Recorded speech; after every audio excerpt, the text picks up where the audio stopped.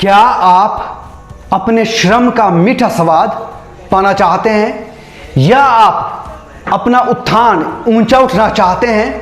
अगर ऐसा ही है तो आइए हम परमेश्वर के वचन में पढ़ें, सीखें और अध्ययन करें उन कलीसियाओं के बारे में जिसे परमेश्वर ने अपने दास यूहन्ना को दिखाया और बताया कि कलीसियाओं का इतिहास। उस समय के लिए वो भविष्यवाणियां थी, लेकिन आज हमारे लिए वो इतिहास है कि वो कैसे होंगी, उनका चरित्र, उठना बैठना, चाल चलन या उनका चरित्र स्वभाव वो कैसा होगा, उन विषय में उन्होंने जो है यूहन्ना को बताया और यूहन्ना ने आप तक और मुझ तक पहुंचाया। आज हमें इसका अध्ययन क्यों करना है? क्यों हम प्रकाशित वाक्य की पुस्तक में 7 कलीसियाओं का अध्ययन कर रहे हैं?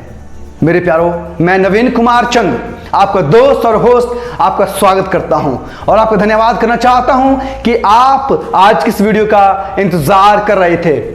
हम बाइबल आस्क की टीम की तरफ से आपके लिए प्रकाशित वाक्य की पुस्तक में अंत समय के अध्ययन का जो श्रृंखला आपके लिए लेकर आए हैं और आशा करते हैं कि आप इसे बहुत पसंद कर रहे होंगे। तो आइए आगे चलते हैं और आज अगली 2 कलीसियाओं के बारे में बातचीत करते हैं, चर्चा करते हैं।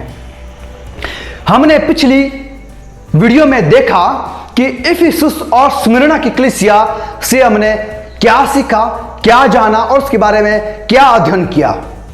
हमें जरूरी है कि उन कलीसियाओं से हम सीखें, समझें और अपने जीवन को वैसा ही बनाएं जैसा परमेश्वर हमसे चाहते हैं। हमें उस पहले के से प्रेम को जो इफिसुस का मतलब है वैसा ही बनाकर रखना है, परमेश्वर के लिए चाहने योग्य बनाना है जैसे पहली कलीसिया थी जो 31 ईस्वी से लेकर 100 ईस्वी तक थी। और उसके बाद स्मिर्ना की कलीसिया जो 100 ईस्वी से लेकर 313 ईस्वी तक थी और उस समय में सताहट, दुख, मुसीबतें, परेशानियां वो बहुत ज्यादा हुई। सम्राट जो उस समय के साम्राज्य के चलाने वाले जो राजा थे, सम्राट थे, उन्होंने कलीसियाओं पर बहुत दुख, बहुत क्लेश ढाया और पर फिर भी उनसे कहा गया कि वो जितना ही उन पर क्लेश आया, जितनी भी उन पर सताहटें आई, मसीहत उतनी ही ज्यादा सुगंध और इत्र के समान वो फैलती चली गई। मेरे प्यारो, हम इनसे सीखें। आइए आगे चलते हैं और आज अगली 2 कलीसियाओं के बारे में पढ़ते हैं जो प्रकाशित वाक्य उसका 2 अध्याय उसकी 12 से आगे शुरू होती है। वहां पर लिखा गया है, और पिरगमुन की कलीसिया के दूत को यह लिख कि जिसके पास 2 धारी और चोखी तलवार है। वो कहता है 2 धारी और चोखी तलवार का क्या मतलब है? मेरे प्यारो, ये वो तलवार है जो परमेश्वर के वचन को कहती है। अगर आप इब्रानियों की पुस्तक उसका 4 अध्याय उसकी 12 आयत में पढ़े तो आप वहां पर पाएंगे कि परमेश्वर का वचन जो वो 2 धारी चोखी तलवार है और वो किसके पास है? वो परमेश्वर के पास है। उसके बारे में क्या वो कहता है? क्या कहता है? पिरगमुन कि कलीसिया का जो दूत है, और हमने पढ़ लिया कि दूत का क्या मतलब है। अगर आप इसको इसी वीडियो को देख रहे हैं तो मेरी आपसे गुजारिश है कि आप पहले भाग को देखें और परिचय जो इंट्रोडक्शन वाला पार्ट है उसको देखें ताकि आप जो है सब चीजों के बारे में जान जाएं जो हमने पिछली वीडियो में बातचीत की। दूत का मतलब है संदेशवाहक, यानी कि कलीसिया के दूत, कलीसिया के अगुवे, कलीसिया के शिक्षक या कलीसिया के जो सेवक है उनके लिए ये जो बातें यीशु मसीह ने यूहन्ना द्वारा लिखवाई। और आगे लिखता है 13 आयत में, 2 की 13 में, मैं यह तो जानता हूं कि तू कहां रहता है। सब कलीसियाओं के लिए परमेश्वर ने यह कहा, यीशु मसीह ने कहा कि मैं तुझे जानता हूं, मैं तेरे बारे में जानता हूं, मैं तेरे कामों को जानता हूं। पूरी 7 की 7 कलीसियाओं के लिए लिखा और इसी से हमें पता चलता है कि परमेश्वर जो हमारा वो सर्वज्ञानी परमेश्वर है। यह कलीसिया तो अभी आई भी नहीं थी जब यूहन्ना ने इसके बारे में लिखा 98 ईस्वी में। यह कलीसिया जो है उसके बाद आई, लेकिन फिर भी परमेश्वर ने कहा कि मैं इसके बारे में जानता हूं। और आगे लिखता है 13 आयत में कि तू कहां रहता है जहां शैतान का सिंहासन है। अब ये शैतान का सिंहासन कहां है मेरे प्यारो? इसके बारे में सीखेंगे। और मेरे नाम पर स्थिर रहता है और मुझ पर विश्वास करने से उन दिनों में भी पीछे नहीं हटा जिनमें मेरा विश्वास योग्य और साक्षी अंतिपास तुमने उस स्थान पर घात किया जहां शैतान रहता है। मेरे प्यारो, यह एक ऐसी अवधि थी जिसमें परमेश्वर के सच्चे सेवकों को सांसारिक नीति, गौरव और मसीह के सामर्थ्य अनुयायियों के बीच लोकप्रियता की भावना के खिलाफ संघर्ष करना पड़ा था। बहुत ज्यादा सताहट, बहुत ज्यादा उन्होंने संघर्ष किया। और आगे लिखा गया है, और अधर्म के रहस्य के द्रोही कार्यकर्ताओं के खिलाफ, जिसके परिणाम स्वरूप अंततः धार्मिक रोम पोप का मनुष्य, यानी कि जो पाप का मनुष्य है, का पूर्ण विकास हुआ। और ये पाप का मनुष्य किसको कहा गया है? मेरे प्यारे, पोप तंत्र को कहा गया है। आप इसको यूरिया स्मिथ, दानियल और प्रकाशित वाक्यों के बारे में जिसने लिखा उसके पृष्ठ 372 में पढ़ सकते हैं। ये अब दूसरी बात यहां पर थी कि अंतिपास कौन है? यह माना जाता है कि अंतिपास एक व्यक्ति नहीं था, बल्कि मनुष्यों का एक वर्ग था जो उस दिन विश्व या पोप की शक्ति का विरोध करते थे, जो दो शब्दों का एक संयोजन था। एंटी, इंग्लिश में बोलते हैं एंटीपास। तो एंटी जिसका मतलब है विरोध, और अगला जो शब्द है वो है एंटी पास। तो पास को जो है वो उसका जो है पोप या पापा या पिता जो शब्द उसको दिया गया है। और उनमें से कई उस समय कॉन्स्टेंटिनोपल जो साम्राज्य था और रोम में जो बहुत सारे लोग क्या हुए, शहीद हुए। विलियम मिलर, इसको आप पढ़ सकते हैं, William Miller, evidence from scriptures and history of the second coming of Christ, पृष्ठ 135 और 136 से मैंने ये प्रमाणित किया है। और ये एंटीपास का मतलब है। तो शैतान का सिंहासन जो है वो है जो शैतान की बातों पर चलता है, जो परमेश्वर के विरोध में है, जो परमेश्वर के समय और व्यवस्था को बदल देता है। और हमने दानियल की पुस्तक में पढ़ा था, और वो पोप तंत्र है, यानी कि रोमन कैथोलिक कलीसिया की जो प्रणाली है। मैं लोगों के विषय में नहीं, पर प्रणाली के विषय में बात कर रहा है, जो उन सारी बातों को मानते हैं, उन सारी रीति विधियों को मानते हैं जो परमेश्वर के वचन में है ही नहीं, या फिर परमेश्वर के वचन के विरोध में है, उसके खिलाफ में है। तो ये कलीसिया, इस कलीसिया में, यानी कि जिस कलीसिया के बारे में हम पढ़ रहे हैं, पिरगमुन की कलीसिया। पिरगमुन आप मानचित्र में देख सकते हैं। पिरगमुन, जिसे पिरगमन या पिरगमम भी कहा जाता है, यह स्मरणा से 60 किलोमीटर पहले प्राचीन रोम जो डाक मार्ग था उस पर स्थित था। नाम का, यानी कि पिरगमुन नाम का अर्थ है उत्थान या ऊंचा उठाना। जैसे मैंने पहले कहा था कि आप ऊंचा उठना चाहते हैं, आप अपना उत्थान करना चाहते हैं परमेश्वर में, आत्मिकता में।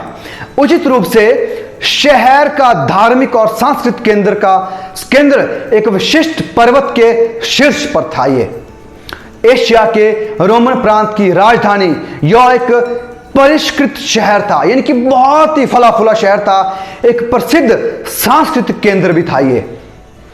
पिरगमुन को बाबुल से सूर्य पूजा की प्राचीन प्रणाली विरासत में मिली थी। तो पिरगमुन में क्या थी? उन्होंने सूर्य की पूजा जो बाबुल में होती थी उसको उन्होंने क्या कर लिया? अडॉप्ट कर लिया। उसको उन्होंने जो है ले पालक अपने उसको जो है स्वीकार कर लिया। और इस आयत के अनुसार पिरगमुन शैतान का सिंहासन था। क्यों उन्होंने शैतान की उन सारी बातों को क्या कर दिया? स्वीकार कर लिया, उनको ले लिया, उनका जो है क्या कर दिया? उनका पालन उन्होंने शुरू कर दिया, वो सारी बातें जो शैतान की तरफ से थी। यह प्राचीन सूर्य पूजा का एक केंद्र हो गया था। इसीलिए उस कलीसिया में भी, यह पिरगमुन का शहर था, लेकिन पिरगमुन की कलीसिया में भी ऐसा ही कुछ हुआ, उसके बारे में हम आगे पढ़ेंगे। और जिस स्थान पर ज्यूज की जो प्रसिद्ध देवी पर्वत की ढलानों पर एक छत पर खड़ी थी, देखिए। और इस कलीसिया की अवधि जब वो 313 से लेकर 538 ईस्वी तक हुई। इसे जो है समझौते करने वाली कलीसिया भी कहा जाता है। क्यों? आइए पढ़ते हैं इस बारे में और आगे क्या लिखा गया है। इसमें आगे लिखा गया इस कलीसिया के बारे में, प्रकाशित वाक्य उसकी 2:14 में लिखा गया है, पर मुझे तेरे विरुद्ध कुछ बातें कहनी है। क्या बातें कहनी है? क्योंकि तेरे यहां कितने तो ऐसे हैं, इस कलीसिया में तो कितने ऐसे हैं जो बिलाम की शिक्षा को मानते हैं। बिलाम की शिक्षा क्या है? परमेश्वर का दास। और कौन था ये बिलाम? बिलाम जो परमेश्वर का दास था, और परमेश्वर पर इसने क्या किया? ये परमेश्वर के लोगों के खिलाफ खड़ा हुआ। आप इसे गिनती उसके 22 से लेकर 25 अध्याय तक आप पढ़ सकते हैं। बिलाम ने क्या किया? बालाक जब उसने देखा कि इजरायली लोग उसकी तरफ आ रहे थे, उसने बिलाम जो परमेश्वर का दास था उसके पास अपने दास भेजे, दूत भेजे और कहा कि आकर इजरायली को क्या कर, उनको क्या कर, आशीर्वाद की जगह क्या दे, श्राप दे, ताकि वो मेरे विरुद्ध आ खड़े ना हो और मैं तुझे इसके बदले में बहुत सारी धन दौलत दूंगा। और बिलाम क्या हुआ? चल पड़ा। लेकिन परमेश्वर ने उसे बहुत बार रोकना चाहा। आप इसको गिनती उसका 22 अध्याय, उसकी 22 अध्याय से लेकर 25 अध्याय तक आप पढ़ सकते हैं। और यहां पर क्या लिखा हुआ है? उससे बालाक ने कहा था कि जो है इस्राएलियों के बाद वो कहता है कि इस्राएलियों के डेरे में कुछ स्त्रियां भेजी जाएं, और जब वो स्त्रियों के साथ क्या करते हैं? बहुत व्यभिचार करते हैं और परमेश्वर का कोप उनकी तरफ भड़क उठता है। और क्या होता है? उस दिन 24,000 से अधिक मारे जाते हैं। ना ही केवल ये, वो जो है बिलाम की शिक्षा का मतलब है कि थोड़ा थोड़ा करके वो क्या हो गए? परमेश्वर से दूर होते चले गए, जैसे बिलाम की शिक्षा थी। ठीक वैसे ही क्या आप और मैं बिलाम की शिक्षा पर तो नहीं चलते? उस कलीसिया के लोग चले जो धीरे धीरे करके क्या हुए? बिलाम की शिक्षा पर चले। और वो कौन थे? वो लोग थे जिन्होंने परमेश्वर की व्यवस्था को बदला, वो लोग थे जिन्होंने परमेश्वर के समय को बदला, व्यवस्था को बदला, सब्बत को बदला और परमेश्वर के खिलाफ बड़ा बोल बोलने लगे। और ये आप दानियल के 7 अध्याय में आप पढ़ सकते हैं कि परमेश्वर के खिलाफ किसने बात की, और वो पोप तंत्र था, पोप प्रणाली थी, जिन्होंने क्या किया? परमेश्वर के खिलाफ बात की, खुद को परमेश्वर का प्रतिनिधित्व माना, पर वो थे नहीं। क्या मनुष्य कभी परमेश्वर का प्रतिनिधित्व हो सकता है? कभी नहीं। मेरे प्यारों, आगे लिखा गया है, जिसने बालाक को इस्राएलियों के आगे ठोकर का कारण रखना सिखाया। क्या किया उसने? एक आशीष बनने के बजाय बालाक को क्या किया? इस्राएलियों के आगे ठोकर का कारण वो बना कि वे मूर्तों के बलिदान को खाएं और व्यभिचार करें। उन्होंने व्यभिचार किया। क्या आप आज और मैं व्यभिचार तो नहीं करते? हो सकता कि हम शारीरिक व्यभिचार नहीं, पर आत्मिक व्यभिचार करते हो। हमें जरूरी है, अगर हम शैतान की शिक्षाओं या परमेश्वर के विरुद्ध हम खड़े होते हैं तो हम आत्मिक व्यभिचार करते हैं मेरे प्यारों। और यही उस समय की कलीसिया ने किया, जो पिरगमुन की कलीसिया थी। जैसे पिरगमुन का शहर दिखाता है, जैसा उसका चाल चलन था, कलीसिया का भी वैसा ही चाल चलन हुआ। और आगे लिखता है 15 और 16 आयत में, वैसे ही तेरे यहां तो ऐसे हैं जो निकुलियों की शिक्षा। निकुलियों की शिक्षा क्या है? इस शिक्षा के बारे में हमने पहले जो वीडियो है जिसमें इफिसुस और स्मुरना के बारे में हमने पढ़ा, उस पहली वीडियो में है। और वहां पर क्या है? वहां पर हमने निकुलियों की शिक्षा के बारे में बातचीत की। वो शिक्षाएं जो सोचते हैं कि सब कुछ जो है परमेश्वर का उद्धार है, व्यवस्था कुछ भी नहीं है, हमें व्यवस्था मानने की जरूरत नहीं है, व्यवस्था कुछ भी नहीं कर सकती। जब हम परमेश्वर के साथ हैं तो क्या हम व्यवस्था को दूर रख सकते हैं? कभी नहीं मेरे प्यारों। क्योंकि जब हम याकूब की पुस्तक उसका 2 अध्याय पढ़ते हैं, वहां पर भी हम यही पढ़ते हैं कि जिस तरह से देह प्राण के बिना मरा हुआ है, उसी तरह से जो विश्वास वो जो है व्यवस्था के बिना क्या है? व्यवस्था जो विश्वास के बिना क्या है? वो मरी हुई है। तो मेरे प्यारों, हम पढ़ें, जानें कि व्यवस्था का मानना भी बहुत जरूरी है। और जो निकुलियों की शिक्षा थी कि वो व्यवस्था को नहीं मानते थे। और आगे लिखा हुआ है, सो मन फिरा। तो अगर तो हम आप और मैं ये काम करते हैं, बिलाम की शिक्षा मानते हैं या निकुलियों की शिक्षा मानते हैं, तो हमें जरूरत है कि हमें मन फिराना है मेरे प्यारों। नहीं तो अगर हम मन नहीं फिराते हैं, नहीं तो मैं तेरे पास शीघ्र आकर अपने मुख की तलवार से उनके साथ लड़ूंगा। मुख की तलवार यानी कि वो बातें जिससे आपका और मेरा विनाश होगा। हम उस अनंत जीवन में नहीं पहुंच पाएंगे अगर हम मन नहीं फिराते हैं। ये जो है पिरगमुन की कलीसिया थी। तो मेरे प्यारों, क्या आप और मैं बिलाम की शिक्षा तो नहीं मानते हैं, निकुलियों की शिक्षा तो नहीं मानते हैं? अगर हम ऐसा है तो क्या होगा? हम आगे लिखा गया है कि हमारे साथ क्या होगा। जिसके कान हो, अब लिखा गया है आत्मिक कान, अंदरूनी कान, और सीखें जिसके कान हो वे सुन ले कि आत्मा कलीसियाओं से क्या कहता है। जो जय पाए, जो काबू पाएगा, जिस पर विजयी होता है, किस पर? जो बिलाम की शिक्षा को नहीं मानता है, निकुलियों की शिक्षा नहीं मानता है और परमेश्वर की व्यवस्था पर बना रहता है। जैसा परमेश्वर का वचन कहता है वैसा ही रहता है। जो बलिदान की हुई मूर्तों का सामने दंडवत नहीं करता है, उसका भोजन नहीं करता है, जो ना तो शारीरिक व्यभिचार ना ही आत्मिक व्यभिचार करता है, उसके लिए क्या है, क्या करता है? मैं उसको गुप्त मन्ना से क्या करूंगा? उसको गुप्त मन्ना में से दूंगा। गुप्त मन्ना क्या है? जो स्वर्गीय भोजन है। यानी कि हमें स्वर्गीय भोजन खाने को मिलेगा अगर हम बिलाम की शिक्षा या निकुलियों की शिक्षा से घृणा करते हैं, अगर उस पर हम नहीं चलते हैं। मेरे प्यारों, आगे लिखा गया है, और उसे एक श्वेत पत्थर भी दूंगा। श्वेत पत्थर क्या है? श्वेत पत्थर प्राचीन काल में, इनकी उस समय में निर्दोषता और पवित्रता के लिए एक प्रतीक था। यह जो है आंगन में एक सफेद पत्थर का इस्तेमाल किया जाता था, जबकि एक काला पत्थर एक अपराध का प्रतीक था। यूनान और रोम में जो एथलेटिक प्रतियोगिताएं होती थी, उसमें जो विजयी होते थे ना, जो तलवार चलाने वाले थे, उनको सफेद पत्थर दिए जाते थे इनाम के तौर पर, प्रतिफल के तौर पर। विजेता के नाम उन सफेद पत्थरों पर जो वो खुदवाए जाते थे उसमें अंकित किए जाते थे। काबू पाने वाले, और इसमें उसे विशेष अधिकार दिए गए थे।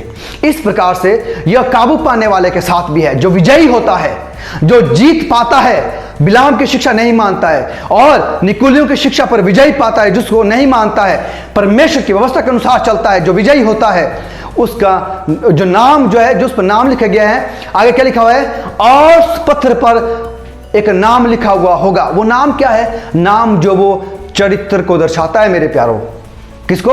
चरित्र को। क्योंकि आप बाइबल में जब आप पढ़ेंगे, जैसा नाम वैसा चरित्र। जैसे कि याकूब का नाम क्या था? उसके नाम का मतलब है धोखेबाज, तो उसने धोखा दिया, बाद में उसका नाम रखा गया इस्राएल, तो इस्राएल का मतलब है काबू पाने वाला। तो जैसा नाम वैसा चरित्र, नाम जो वो चरित्र को दर्शाता है, और सफेद जो वो धार्मिकता या शुद्धता और जीत का प्रतीक है।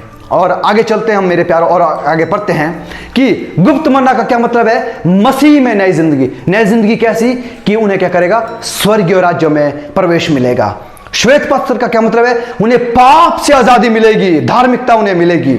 और नाम, जैसे मैंने कहा कि एक नए नाम का अर्थ है परिवर्तित चरित्र, या जैसा याकूब के बारे में हमने बातचीत की थी। आइए मेरे प्यारों, आगे चलते हैं, अगले कलीसिया के बारे में जानते हैं। पर इससे पहले हम जान ले, हम बिलाम की शिक्षा को ना माने, ना निकुलियों की शिक्षा को ग्रहण करें, पर जैसा परमेश्वर का वचन कहता है वैसा ही हम करें। ठीक पिरगमुन की कलीसिया में जैसा हुआ, ठीक 313 से लेकर 538 तक, वैसे ही एक ऐसी कलीसिया का उत्पन्न हुआ, एक ऐसी कलीसिया जो वो अस्तित्व में आई, जो परमेश्वर के खिलाफ हुई, और वो पोप तंत्र है मेरे प्यारों, रोमन कैथोलिक कलीसिया की प्रणाली।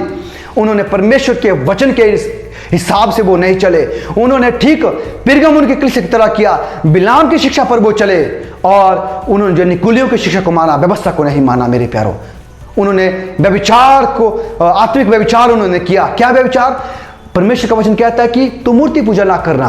उन्होंने क्या किया? मूर्ति पूजा शुरू कर दी। जैसे कि मरियम की मूर्ति बनाना, यीशु मसीह की मूर्ति बनाना, उसको उन्होंने शुरू कर दिया। और जो संत लोग हैं, उनकी उपासना को शुरू कर दिया इस कलीसिया ने। तो मेरे प्यारों, परमेश्वर का वचन कहता है कि बिलाम की शिक्षा पर ना चले, निकुलियों की शिक्षा पर ना चले। क्या हम इस कलीसिया के अनुसार तो नहीं है? और आज तक ये कलीसिया वैसी चलती आ रही है, रोमन कैथोलिक कलीसिया, जिनके अंदर पिरगमुन की ये कलीसिया का जो चरित्र है या स्वभाव, वो आज तक भरा हुआ है। और मेरे प्यारों, आगे चलते हैं और आगे पढ़ते हैं अगली चौथी कलीसिया के बारे में। और ये चौथी कलीसिया जो है वो प्रकाशित वाक्य उसका 2 अध्याय उसकी 18 आयत में है। और थुआतीरा की कलीसिया के दूत को यह लिख कि परमेश्वर का पुत्र, जिसकी आंखें आग की ज्वाला की नाई और जिसके पांव उत्तम पीतल के समान है, यह कहता है। किसके लिए? अब थुआतीरा की कलीसिया के लिए जो है, उसके दूत के लिए। दूत के बारे में हमने पढ़ा कि जो कलीसिया के अगुवे हैं या सेवक हैं या जो शिक्षक हैं, उनके लिए जो ये पत्र जो है, ये बात जो लिखी गई है यूहन्ना की तरफ से। और यहां पर क्या लिखा गया है थुआतीरा की कलीसिया के लिए? आइए जानते हैं इसके बारे में। और थुआतीरा की कलीसिया के दूत को यह लिख, जिस तरह हमने पढ़ा कि परमेश्वर का पुत्र, जिसकी आंखें आग की ज्वाला। परमेश्वर का पुत्र कौन है? यीशु मसीह। और उसके बारे में यहाँ बात की गई और वो कहते हैं, क्या कहते हैं कि मैं तेरे कामों और प्रेम और विश्वास और सेवा और धीरज को जानता हूं, और यह भी कि तेरे पिछले काम पहलों से बढ़कर हैं।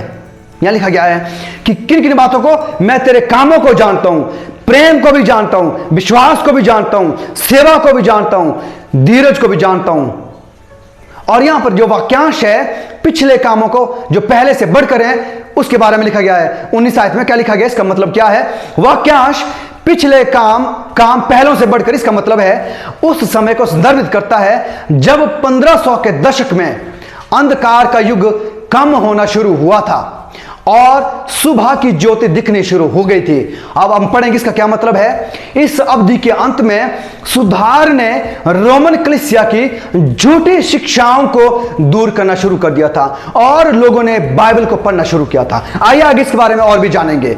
और इसका मतलब क्या है? यह थुआतीरा की कलीसिया जिसकी अवधि 538, हम जानते कि 538 में क्या हुआ था कि जो पोप तंत्र प्रणाली थी उसको जो है राजनीतिक रोम और धार्मिक रोम दोनों की शक्ति जो वो पोप को मिल गई, और उसके बाद उन्होंने ऐसा अंधकार, ऐसी सताहटें शुरू कर दी कि उस समय में लगभग 50 मिलियन से ज्यादा लोगों को मौत के घाट उतार दिया गया। और जब से वो अस्तित्व में आई तब से हर साल लगभग 40,000 लोगों को जो है मौत के घाट उतार दिया गया। और इस दौरान क्या हुआ, इसको अंधकार युग के नाम से भी जाना जाता है। अगर आप इसके बारे में पढ़ना चाहते हैं तो आप दानियल उसका 8 अध्याय की जो हमारी बाइबल स्टडी है उसके बारे में आप पढ़ सकते हैं। और आइए जानते हैं थुआतीरा के बारे में। थुआतीरा का अर्थ है श्रम का मीठा स्वाद या बलिदान। शाही रोमन मार्ग पर पेरगमुन के पश्चिम में 30 किलोमीटर की दूरी पर थुआतीरा है, और जहां आज अकीसर शहर जो वो स्थित है। सूर्य देवता अपोलो शहर के मुख्य देवता थे।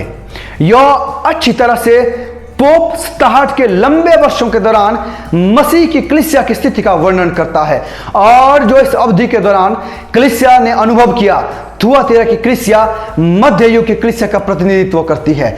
थुआतीरा ने सबसे लंबे शब्दों का इस्तेमाल किया गया, यानी कि थुआतीरा के लिए क्या किया, परमेश्वर ने, यीशु मसीह ने सबसे लंबे शब्दों का इस्तेमाल किया, जिसमें स्थितियों के बारे में गंभीर जानकारी थी।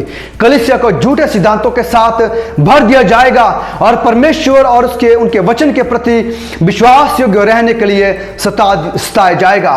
आइए पढ़ते हैं, इसे जो है भ्रष्ट कलीसिया भी कहा जाता है। आइए पढ़ते हैं इसके बारे में आगे, और परमेश्वर ने इस कलीसिया के बारे में क्या कहा। और थुआतीरा की कलीसिया के दूत को यह लिख कि परमेश्वर, और जिसके बारे में हमने पढ़ा, यह कहता है, क्या कहता है कि, और जब हम पढ़ते हैं उसकी प्रकाश पत्र 2 की 20 में, पर मुझे तेरे विरुद्ध यह कहना है कि तू जो स्त्री इजेबेल को रहने देता है और अपने आप को भविष्यद्वक्तनी कहती है। इजेबेल के बारे में आप जानते हैं? नहीं जानते? आइए सीखते हैं। वो अपने आप को क्या कहती थी? भविष्यद्वक्तनी कहती थी। किसकी? झूठी भविष्यद्वक्तनी। और मेरे दासों का व्यभिचार और मूर्तों के आगे बलिदान खाने को सिखलाकर भरमाती है। इजेबेल कौन थी? आइए पढ़ते हैं।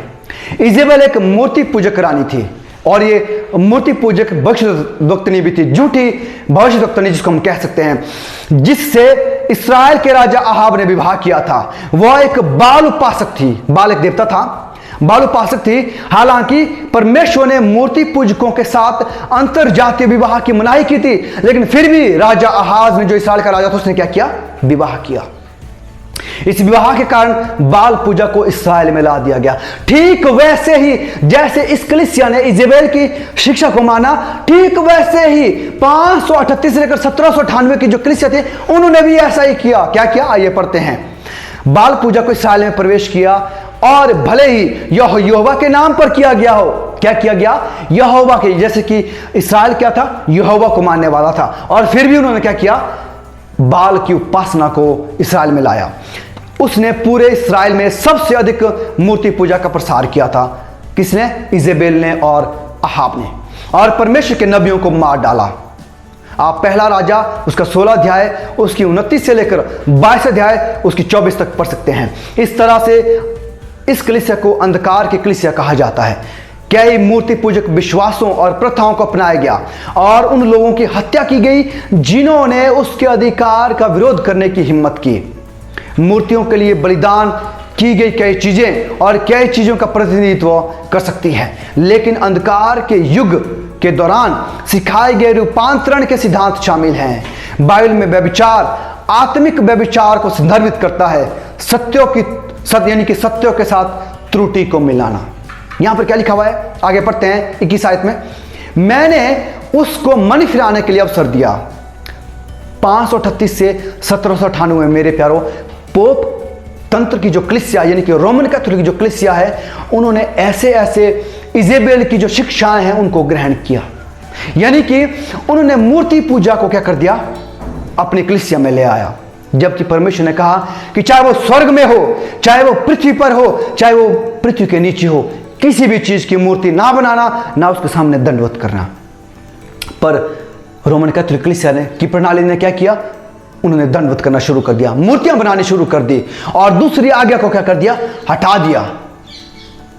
और आगे पढ़ते हैं, और आगे क्या लिखा हुआ है, पर मैंने उनको मन फिराने का अवसर दिया था। उनको मन फिराने का अवसर दिया था, लेकिन उन्होंने अपना मन फिराया या नहीं फिराया। आगे पढ़ते हैं, पर वो अपने व्यभिचार से मन फिराना नहीं चाहती थी। उनको बहुत बार बताया गया, कैसे, क्योंकि बहुत सारे लोग ऐसे हुए जिन्होंने परमेश्वर की सच्चाई को बनाए रखा, परमेश्वर पर बने रहे, परमेश्वर की व्यवस्था को बनाए रखा। उन्होंने मूर्ति पूजा को दंडवत नहीं किया, मूर्ति पूजा उन्होंने नहीं की। आगे लिखा हुआ है, वो मन फिराना नहीं चाहते थे व्यभिचार से। किस व्यभिचार से, आत्मिक व्यभिचार। और आत्मिक व्यभिचार क्या है, परमेश्वर यहोवा को छोड़कर, यीशु मसीह को छोड़कर किसी दूसरे की उपासना करना, दूसरे ईश्वर को मानना।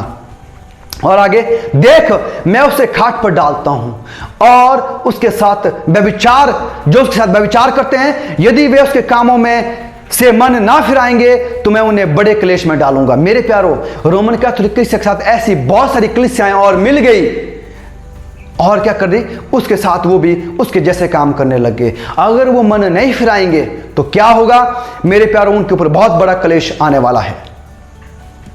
जो हम 22 प्रकाशित वाक्य 2 अध्याय उसके 21 और 22 में पाते हैं।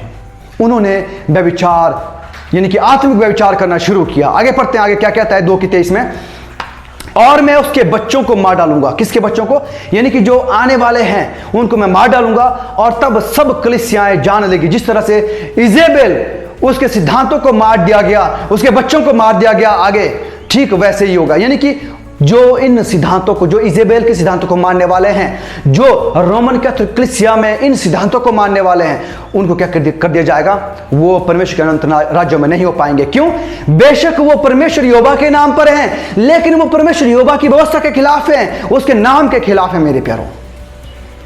आगे लिखा हुआ है, तब सब कलीसियाएं जान लेगी कि हृदय और मन को परखने वाला कौन है, वो केवल एक ही परमेश्वर यहोवा है। और मैं तुम सब से हर एक को उसके कामों के अनुसार बदला दूंगा। मेरे प्यारों, आपको और मुझको कामों के अनुसार प्रतिफल मिलने वाला है। अगर आप प्रकाशित वाक्य उसका 22 अध्याय उसकी 12 में पढ़ें तो वहां पर यीशु मसीह कहते हैं कि मैं शीघ्र आने वाला हूं और हर एक को उसके कामों के अनुसार जो हूं प्रतिफल दूंगा।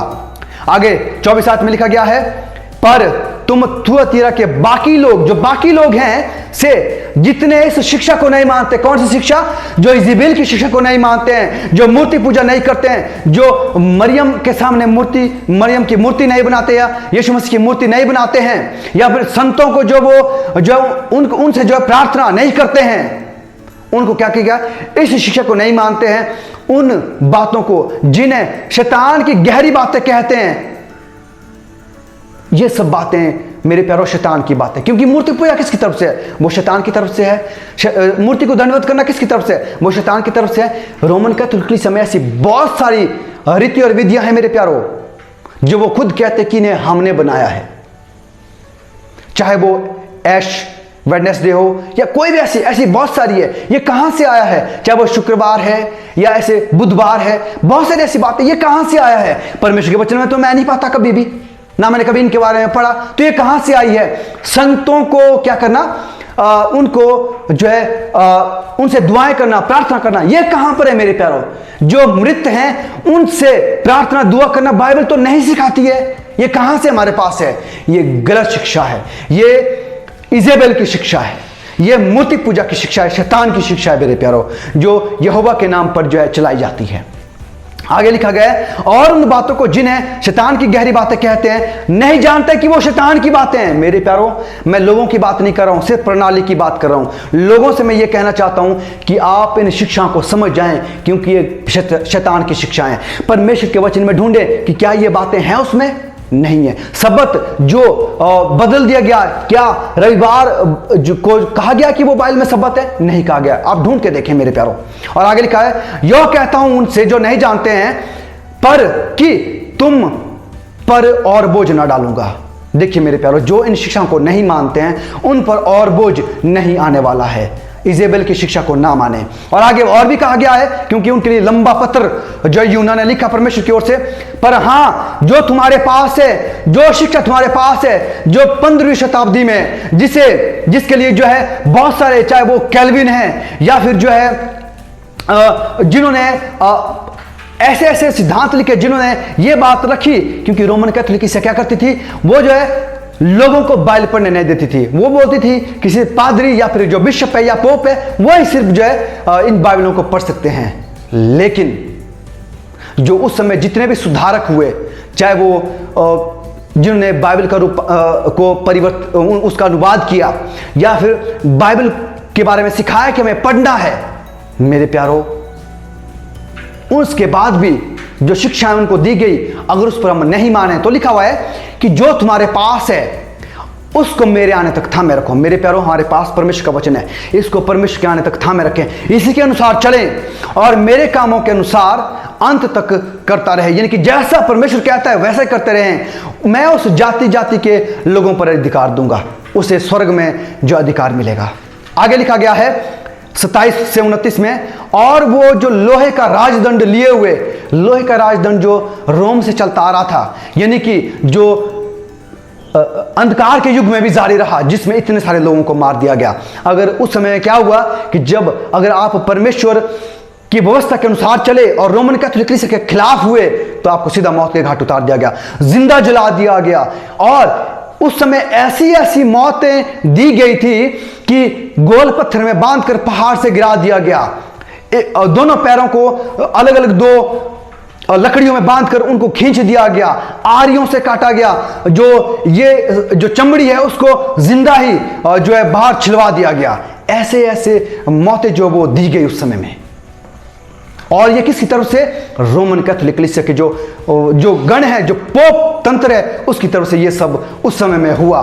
तो क्या ये परमेश्वर की कलीसिया है? नहीं मेरे प्यारों। जितने भी इस कलीसिया में हैं, मैं आप सबसे ये कहना चाहता हूं, आप परमेश्वर के वचन को समझे, जाने कि परमेश्वर का वचन क्या कहता है, क्योंकि इस कलीसिया में से बहुत से सिद्धांत हैं जो परमेश्वर के वचन के खिलाफ है। आगे लिखा है, जिस प्रकार कुम्हार मिट्टी के बर्तन को चकनाचूर हो जाते हैं, जैसे कि मैंने भी ऐसा ही अधिकार अपने पिता से पाया है, और मैं उसे भोर का तारा दूंगा। जिसके कान हो वो सुन ले कि आत्मा कलीसियाओं से क्या कहता है। देखिए मेरे प्यारों कि किस तरह से परमेश्वर ने वादा किया है कि हम इजेबेल की शिक्षा को ना माने, उस शिक्षा से दूर रहें। आज हमें यह निर्णय लेना है, दृढ़ संकल्प करना है कि हम कौन सी शिक्षा को मानते हैं, परमेश्वर के वचन की या इजेबेल की शिक्षा को मानते हैं। हमें ऊंचा उठना है या नहीं होना है। मेरे प्यारों, हम जानते हैं कि बहुत सारी सताहटें आएगी अगर आप परमेश्वर के वचन के अनुसार चलेंगे। जैसा उस समय में 1290 साल में, यानी कि 538 से लेकर 1798 तक हुआ, ठीक वैसा होगा आपके और मेरे साथ, जब हम परमेश्वर के वचन पर चलेंगे। पर हम परमेश्वर के वचन के साथ बने रहेंगे, वो हमें आगे बढ़ाएगा। वो परमेश्वर है, वो हमारी सुधि लेगा, वो हमें जो है इस दुनिया में और आने वाले समय के लिए तैयार करेगा। तो मेरे प्यारों, इजेबेल की शिक्षा को छोड़ दें, उसको ना माने, पर परमेश्वर की सच्ची शिक्षा को माने। पोप तंत्र जो शिक्षाएं, पोप तंत्र की प्रणाली जो रोमन कैथोलिक कलीसिया में है, जो भी रीति विधियां हैं, वो परमेश्वर के वचन के अनुसार नहीं है। मैं सीधा कहना चाहता हूं कि वो गलत शिक्षाएं हैं, परमेश्वर के वचन के अनुसार नहीं है। तो इसलिए परमेश्वर के वचन के अनुसार जो शिक्षाएं हैं उनको माने। आप सभी से मेरी ये दरख्वास्त है, निवेदन है कि आप इस वीडियो को साझा करें, लाइक करें, कमेंट करें, और मैं चाहता हूं कि आप इसे दूसरों तक पहुंचाएं और इस चैनल को सब्सक्राइब करें ताकि आपको हर वीडियो के अपडेट मिलते रहें और आप उस समय जो भी अध्ययन हम लेकर आए उससे आप परिचित हो सके, आपको वो मिल सके। तब तक के लिए परमेश्वर आप सभी के साथ बना रहे और उसके वचन के अनुसार चलने में आप सबकी मदद करे। परमेश्वर आप सबको बहुत सारी आशीष दे। आमीन।